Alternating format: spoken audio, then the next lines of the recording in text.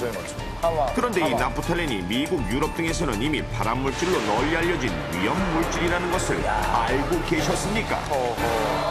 나프탈렌 전혀 몰랐네요. 저도 몰랐습니다. 못 들어봤어요. 처음 들었네요. 몰랐어요. 몸에 좋지 않다는 얘기 들었어요. 확실히 모르는데 발암물질일 것 같아요. 냄새도 지독하고 여러 가지로. 처음 들어봤어요. 예. 그 발암물질이에요, 그게? 실제로 나프탈렌이 발암물질이라는 것을 아는 주부님들은 거의 없었는데, 자, 그럼 이 독한 냄새를 풍기는 하얀 알갱이, 대체 사람에게 얼마만큼 해로운 걸까요? 똑같죠. 우선 민감한 사람들은 그 냄새를 맡는 것만으로도 호흡이 곤란해지거나 굉장히 독하군요. 눈이 가렵고 재채기가 나는 등 즉각적인 알러지 반응이 일어날 수 있는 나프탈렌. 저 냄새가 또한 거북할 때가 많은 있어요. 양을 한꺼번에 흡입할 경우 두통과 발열에서부터 크게는 신체 장기 이상이나 쎄할 텐데. 혼수 상태까지도 일으킬 수 있고, 장기간 노출될 경우 융혈성 빈혈을 일으키거나 동물 실험 결과 암을 일으킬 가능성까지 있는 것으로 추정되고 있는데, 좀약 4개에서 8개에 해당하는 양의 나프탈렌을 흡입할 경우 기면이나 경련 등을 유발할 정도로 생각보다 적은 양이 위험할 수 있고, 어린이의 경우 제 한 개를 다 먹지 않아도 사망할 만큼 치명적입니다. 심하겠네요. 어린이도 심합니다. 실제로 나프탈렌에 노출된 독일의 노동자들에게 후두암, 위암, 코종양, 대장암이 발병한 사실이 보도된 바 있고, 나프탈렌을 사용해 보관된 옷감이나 담요를 가까이 접한 어린이들에게서 융혈성 빈혈이 발병한 사례 등이 알려진 바 있는데, 그렇다면 나프탈렌은 어떻게 우리 몸속에 들어오는 것일까요? 지금 보시는 것은 박하사탕, 그리고 옆에 있는 것이 바로 종약 알갱이. 자, 보시는 바와 같이 모양만으로는 사탕과 전혀 구별이 안 되는 탓에 실제로 아이들이 나프탈렌 알갱이를 집어먹고 사고가 발생하며, 또한 우리는 생활 속에서 자주 공기 중에 퍼진 나프탈렌 기체를 마시게 되는데, 예를 들어 장롱 속에 넣어둔 종약이 한참이 지난 다음에는 작아지는 것에서도 알 수 있듯이 나프탈렌은 고체에서 액체로 가는 과정이 없이 바로 기체로 변하는 승화성 물질이기 때문에 종약이나 탈취제의 크기가 줄어든 만큼의 나프탈렌 기체는 장롱 속이나 화장실 공기 중에 떠다니다가 사람이 호흡할 때 공기를 통해 몸속으로 들어가기도 하고, 장롱 속의 옷을 꺼내 입을 때 옷에 남아있는 나프탈렌 성분을 흡입하거나 피부로도 그 독성이 흡수될 수 있는 것. 그렇겠네요. 바로 이런 이유들 때문에 미국과 유럽 등 서구 사회에서는 이미 발암물질로 규정되어 점차 사용을 자제하는 추세에 있지만,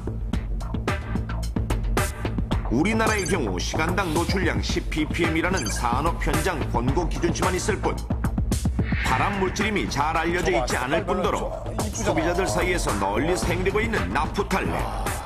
정말 어린이랑 먹을 수 있겠네요.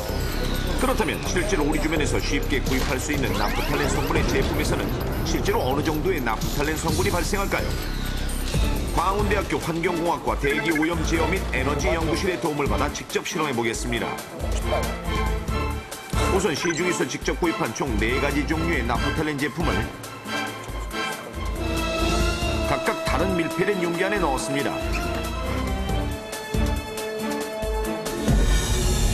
그리고 10시간 후 밀폐 용기 안에 공기를 채집해 그 성분을 분석해보니 A 제품의 경우 6.16ppm의 나프탈렌이 검출,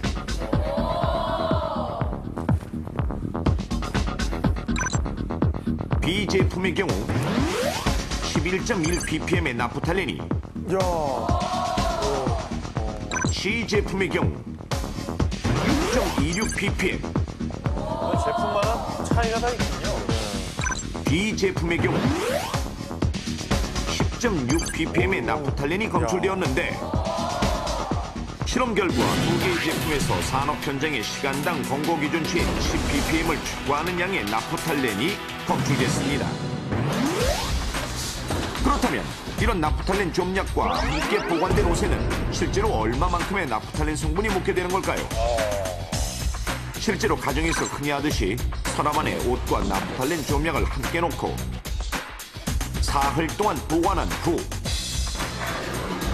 다시 옷을 꺼냈습니다.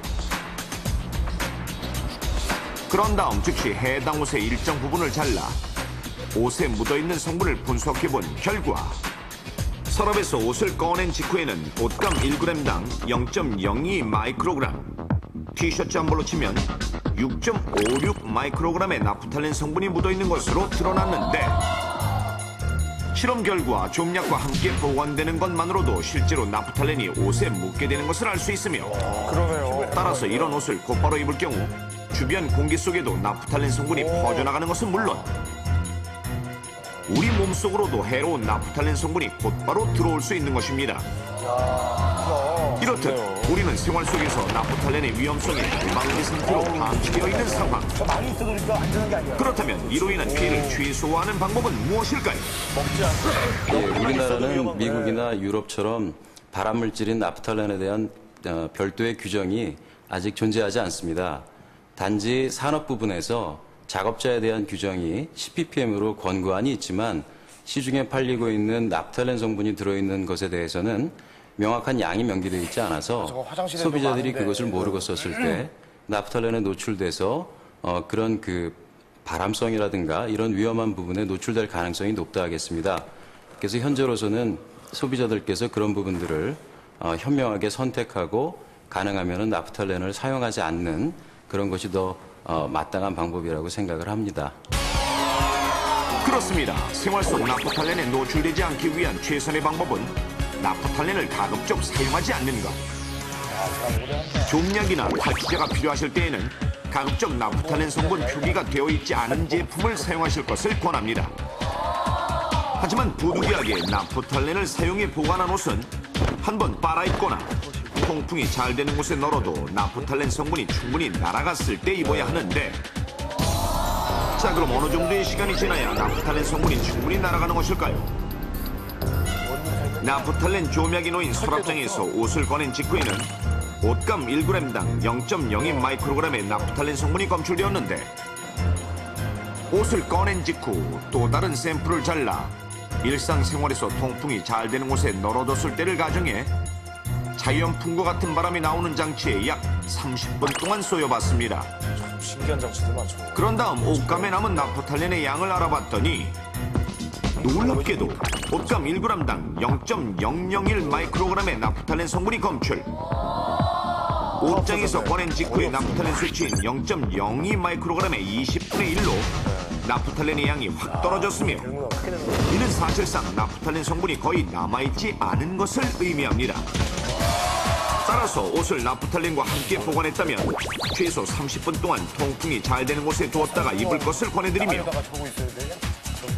지금 당장 옷장 속에 나프탈렌 성분 좀약을 버리고자 하신다면 반드시 밀봉해서 버리십시오.